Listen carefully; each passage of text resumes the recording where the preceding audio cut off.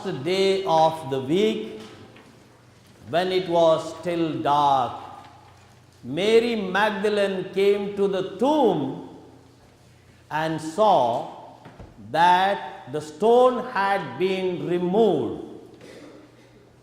Mark the words, the stone had been removed, signaling something extraordinary. Mary Magdalene never thought that Jesus would rise.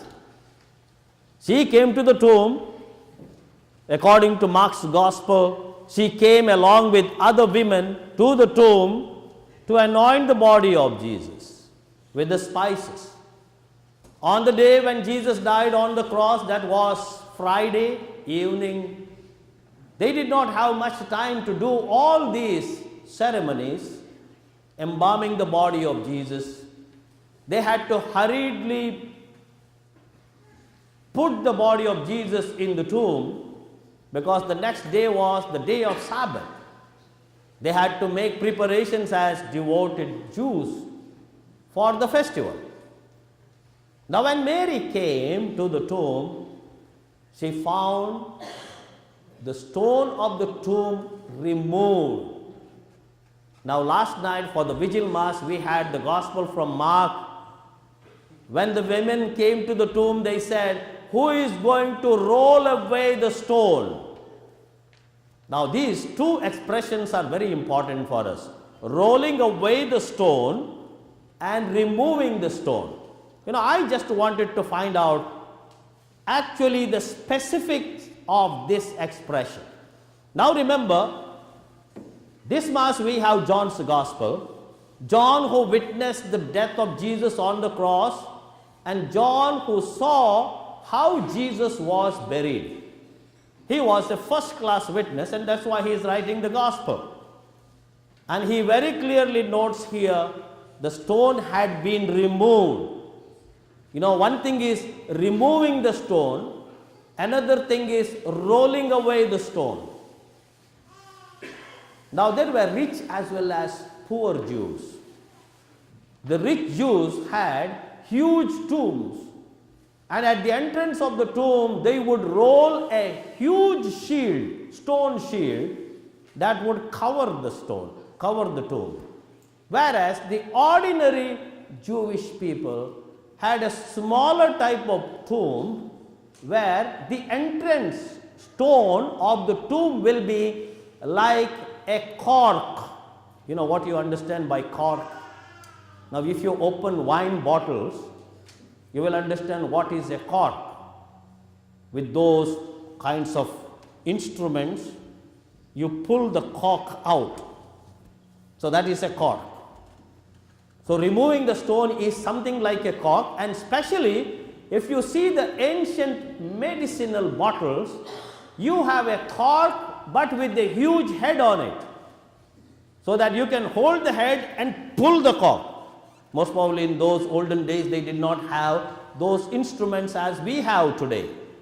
So, they pull the cork with holding the hand. So, practically a poor Jew had a sort of tomb that had a cork type of shutter. So, they would hold the cork type of shutter and close it. So, John is clear here, the stone had not been rolled out, rather the stone is removed.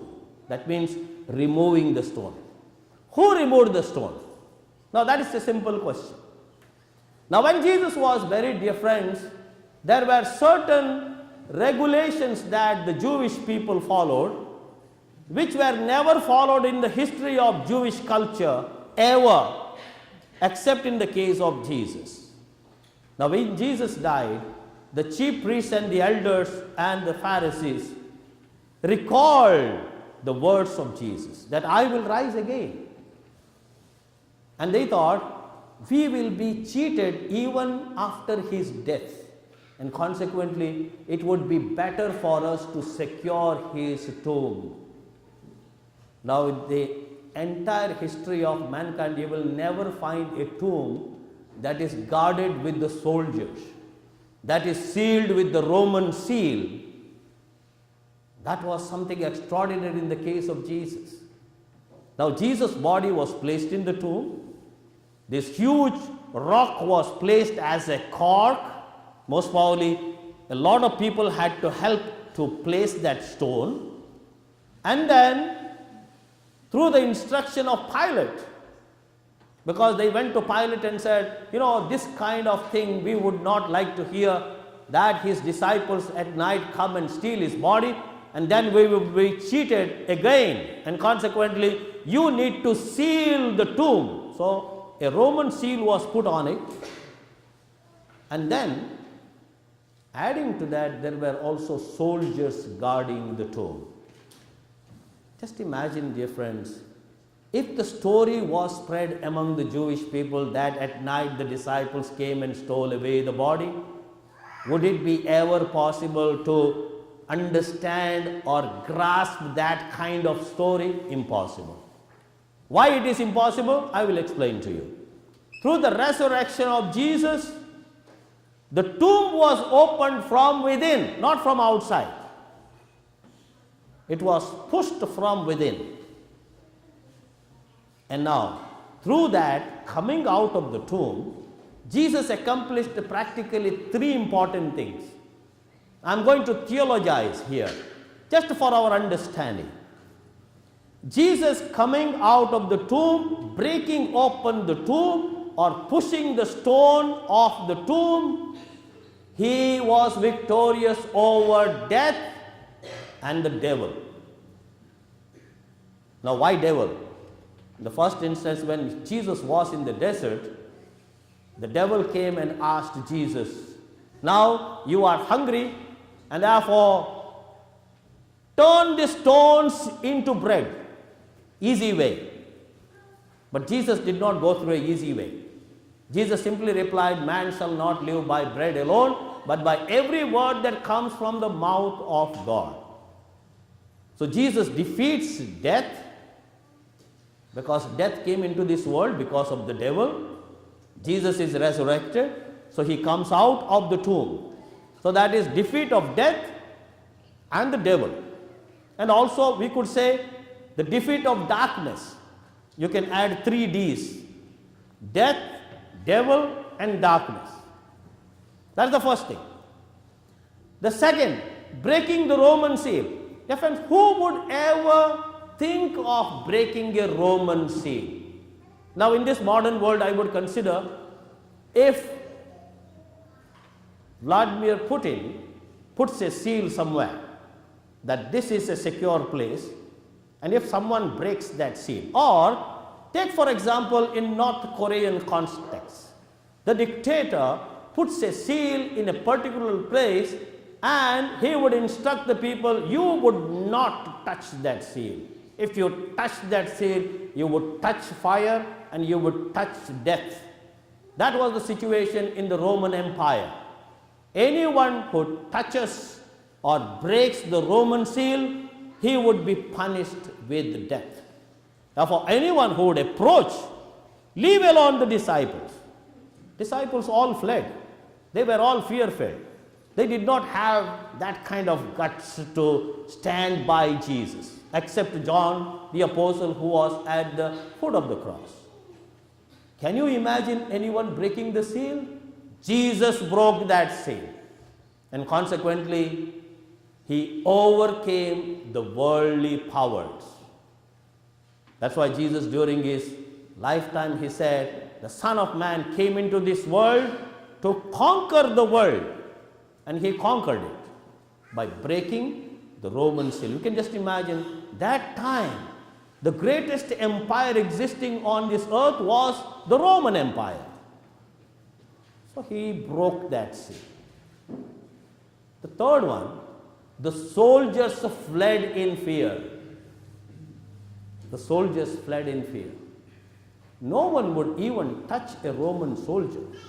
They were not Jewish soldiers. They were Roman soldiers guarding the tomb. They fled. So through the third instance, Jesus breaks away any kind of power. And I would consider the power of the flesh. So 3 things were accomplished. break the power of the devil, break the power of this world, break the power of the flesh. That is the victory of Jesus' resurrection. We do not require any kind of scientific proof for the resurrection of the Lord. The simple, ordinary happenings that are narrated in the gospel are quite enough. Dear friends, all these fear-filled apostles of Jesus, when they could have that courage and strength to go to the whole world and proclaim the good news, that means the power of the resurrection empowered them, strengthened them, and consequently they were fearless. They could go to the whole world and proclaim the good news. Now, what is the message for us today? Dear friends, we Christians should be fearless people. You know what is the only fear that we have? If I were to ask a question practically, you would answer me, "Oh, Father, basically, I am not afraid of Justin Trudeau, neither am I afraid of Donald Trump. I am afraid of God. I am afraid of hell." You know, that would be the last thing that we are afraid. But through the resurrection, dear friends, we need to be convinced that we have no fear at all. Why we do not have any fear at all? You know, during Lenten season, one person approached me and said, "Father, I am making my confession this year as a preparation for Easter. But if I die committing a sin, what would happen?" What would you answer? If I die committing another serious sin, what would happen? I simply answered that person, nothing would happen. Because you are accepting Jesus, you are confessing Jesus in your life as Jesus is risen for you from the dead. He died for you and rose from the dead. That belief in Jesus itself is enough for us to enter into heaven. Who says that if you do not make a confession you will go to hell? Those people who do not really understand the mystery of the passion, death and resurrection of the Lord.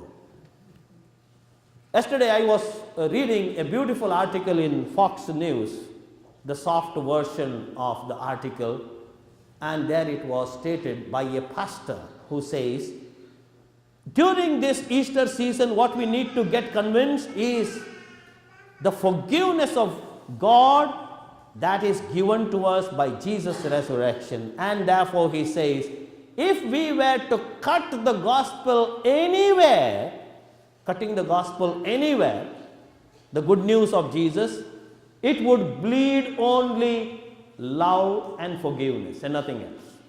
If you cut the gospel anywhere, anytime, you would find it would bleed only forgiveness and love.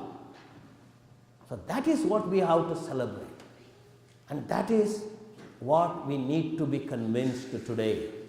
Dear friends, Jesus coming out of the tomb is a sure hope for us that we all will be resurrected. As I told you in the introduction, human beings will never ever be satisfied. Can you find me a human person who is completely satisfied in his or her life? You will never find that person. You know, if I were to ask Bill Gates today, are you happy with the money you have earned? He would always say, no, I need more. He would continue his business. Or any person for that matter. We human beings are never satisfied. That's why St. Augustine very clearly said, our hearts are restless until they rest in thee, O Lord. So what is this rest in thee? Dear friends, rest in peace in the Lord. That means the resurrection. Why do we say rest in peace? It is not the last greeting of a human person. Resting in peace, because Jesus, after the resurrection, the only beautiful greeting he expressed was, peace be with you.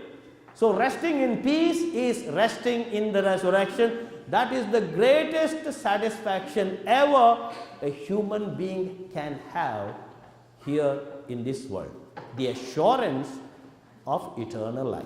Therefore, dear friends, let us celebrate this great feast without any fear. Let us be always hopeful.